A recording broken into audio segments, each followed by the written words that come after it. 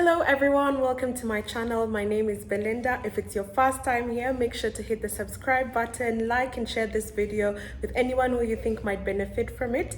Today is another addition to the Vlogmas series, and yes, maybe the daily upload hasn't been happening daily, except weekends. So weekends I've been making sure I take a break, and maybe my background gives you a hint. I actually traveled to Kenya for the past 2 days. I've been just settling in, bonding with family, friends, and I decided today I have to get a video up for you. So I'm on the go, but you know what, I had to get this content out to you. So I got an email from Tino. Thank you so much for reaching out.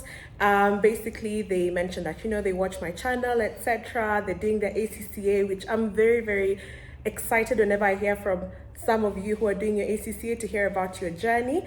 And there's a very, very nice question that she asked. I know you're from Zimbabwe, and I hope I got your gender right, but I'm pretty sure Tino is a girl's name. But Tino, you asked about what are my challenges switching from engineering to finance. So for those of you who are new to my channel, I studied engineering in uni, went to University of Manchester, did electronic engineering, but I started my career in consulting and also have done my ACCA. So you can pretty much say I've switched to the corporate business side. But I'm actually not in finance per se, so I'm actually in tech strategy consulting. Previously was in tech risk consulting, but you can't say that, majority of what I do, even in consulting, is more on the business side than the tech. So I'm not a developer, not an architect. I don't take those technical roles, but I do need a very good technical understanding of the client's technology environment to be able to advise them and work with them. So in terms of what are the key changes I've experienced, and basically the challenges that have come with that, switching from a very technical background to more businessy background. And I'll cover it from how it's affected my career, but then also my studies, because doing engineering and doing ACCA are two very different things, and they all have it requires you to switch your mindset. So I'll start with ACCA. So when I was doing my degree, a lot of my modules were mathematical, and I loved that. In fact, if I could, I think I even would have done a degree in maths, basically, because maths is just my favorite subject. I like the clarity of it. There's one answer. Unless you're dealing with a quadratic equation, but even then there is an answer, there's no room for interpretation and all that. To me, that's usually, I don't even want to cast, but I just hate that. And it's interesting the career I went into, because there are usually so many alternatives, so many possibilities for the client, depending on whatever factors. But that's the reason why I loved maths. And I had a very maths heavy degree. And even for my A-levels, I did maths, further maths, physics. So I've been just, completely analytical that's my background. So when I was doing ACCA, I loved the modules that were related, like the ones to do with reporting, because it was very clear what's expected. I really struggled with modules where I needed to give both sides. Because of course, when you're arguing a question, you do need to raise what are the different, there are some questions where you have to give basically the advantages, disadvantages, and recommend based on that what the client needs to do. Not the client, I don't know why I'm talking more from a corporate sense, but in ACCA, especially the strategic professional papers, you do need to give your opinion. It's not just simply mentioning what theoretical principle is being tested. This is the problem of shooting on the go. You get photo bombers, video bombers. But yeah, that threw my train of thought. But basically, in ACCA, there was that need to discuss all the different factors or whatever that have been presented in the question, show both sides, show that you acknowledge and recognize both sides, and then give a conclusion. You have to give a conclusion. Even if you maybe don't trust yourself, as long as you have justification for it, you need to give a conclusion.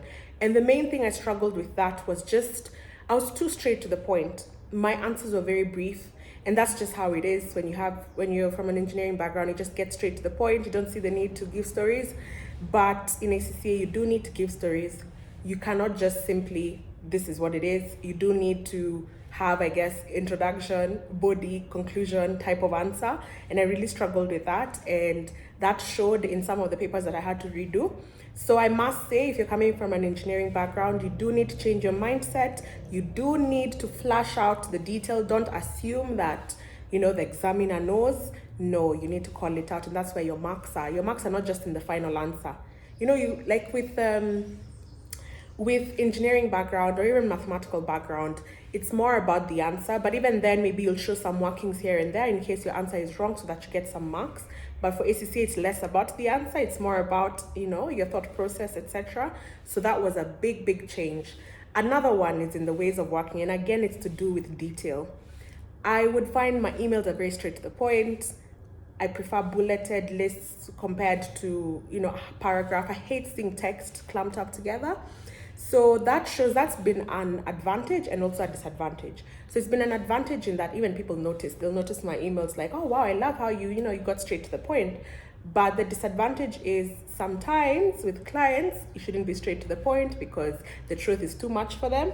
So sometimes you have to caveat your way through and then give some sort of conclusion. So that's something that I had to adjust. And again, it's a mindset shift, but just know your engineering background actually has advantages. It's not all, you're not meant to scrap and think like everyone else.